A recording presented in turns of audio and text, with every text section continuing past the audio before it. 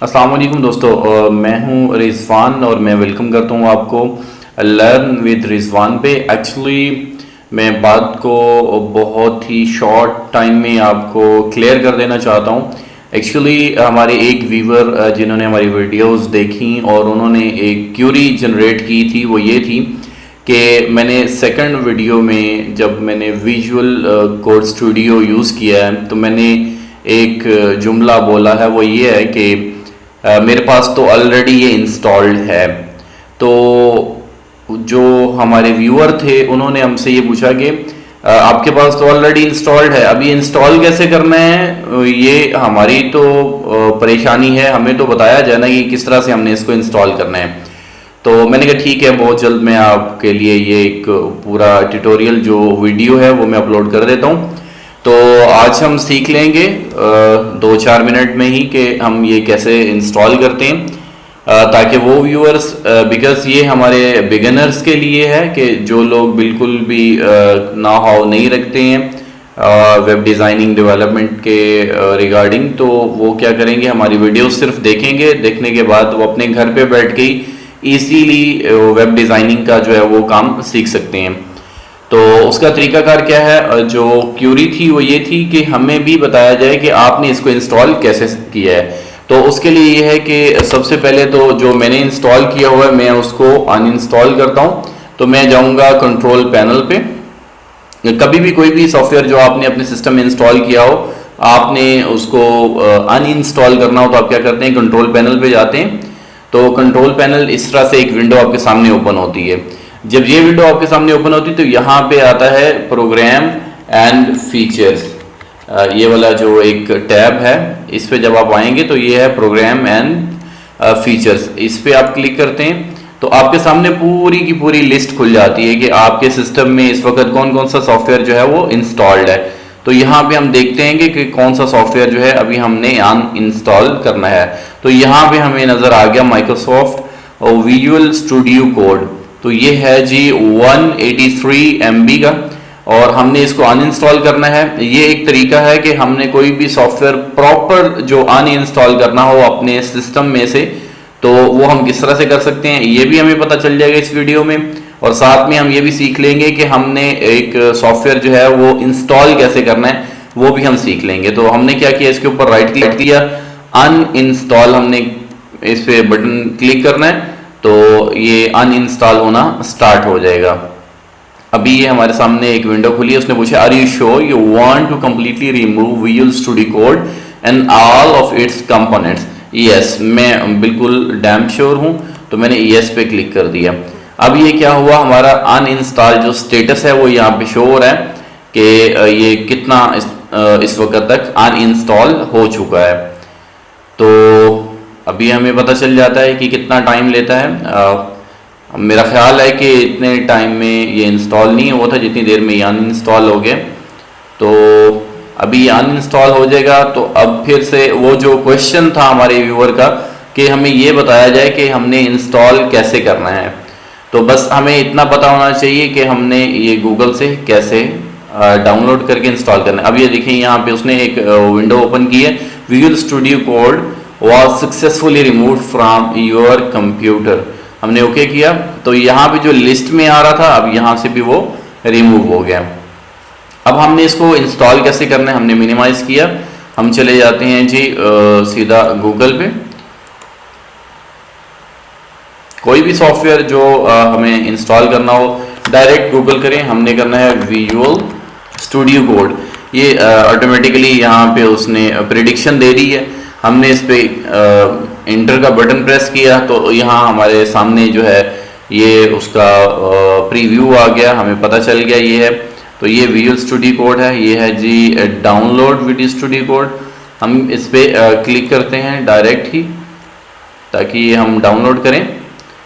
हमने क्या किया, गूगल पे गए, वहाँ पे जाके हमने लिखा और यहाँ पे हमारे पास किस तरह से हमने कहाँ पे हम इसे यूज़ कर सकते हैं उसने बता दिया है कि विंडो पे हम विंडो 7, 8 और 10 पे हम यूज़ कर सकते हैं इसको।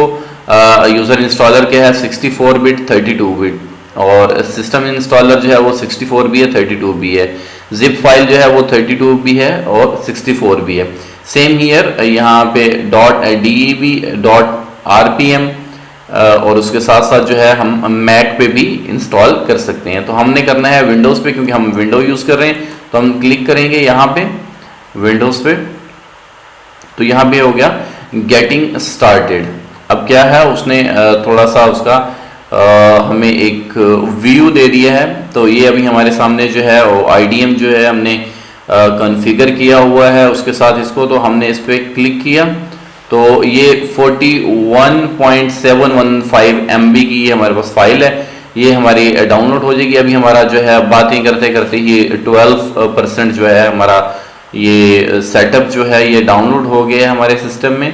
तो अभी ये अप्रॉक्सीमेटली 20% हो चुका है। तो बस विद इन 1 मिनट, बिकॉज ये 41 MB एक्चुअल ये इसका वेट है जो कि सेटअप है। लेकिन जब हम इसे इंस्टॉल करते हैं तो कुछ फाइल्स ऐसी होती हैं जो एक्सट्रैक्ट होती हैं और वो कुछ स्पेस जो है वो ऑक्यूपाई कर लेती हैं। तो उस वजह से जब हमने कंट्रोल पैनल में जाके देखा तो वहाँ पे 183 MB जो इसने स्पेस ऑक्यूपाई की हुई थी वो हमें शो हो रही थी। जैसा कि पहले भी मैं बता चुका हूँ कि जब हम विंडो इंस्टॉल करते हैं तो विंडो का जो वेट होता है, विंडो इंस्टॉलेशन के दौरान जो विंडो सॉफ्टवेयर हमारा ऑपरेटिंग सिस्टम है उसका जो वेट होता है वो कुछ और होता है। लेकिन जब हम उसे इंस्टॉल करते हैं और उसकी एग्जीक्यूशन जो होती है, उसकी जो फाइल्स लोड हो रही होती हैं मेमोरी में, तो वो उसकी वजह से जगह थोड़ी ज़्यादा घेर लेता है। तो अभी हमारी सिर्फ एक छोटा सा कॉन्सेप्ट क्लियर करते करते ये 75% तक डाउनलोड हो गया है। और जैसे ही ये 100% डाउनलोड होता है फिर हमें ये भी पता चल जाएगा कितना टाइम लगता है इसको इंस्टॉल होने में। तो ये तरीका था, जो क्यूरी थी वो ये थी कि हमने इंस्टॉल कैसे करना है। तो सिंपल है इसका आंसर, वो ये है कि आप गूगल पे जाएं, गूगल पे जाके जो भी सॉफ्टवेयर आप डाउनलोड करना चाहते हैं, विजुअल स्टूडियो कोड हमने डाउनलोड करना था, हमने वो लिखा और साथ में डाउनलोड लिख दिया। वो उसने हमें प्रेडिक्शन दे दी और ये हमारा जो है अभी हमने देखा कि यहाँ पे है। हमने इसको ओपन फोल्डर किया इसका, जैसे ही हमने इसका ओपन फोल्डर किया यहाँ पे ये हमारे पास सेटअप आ गया। यहाँ पे ये शो हो रहा है 42.718 KB का।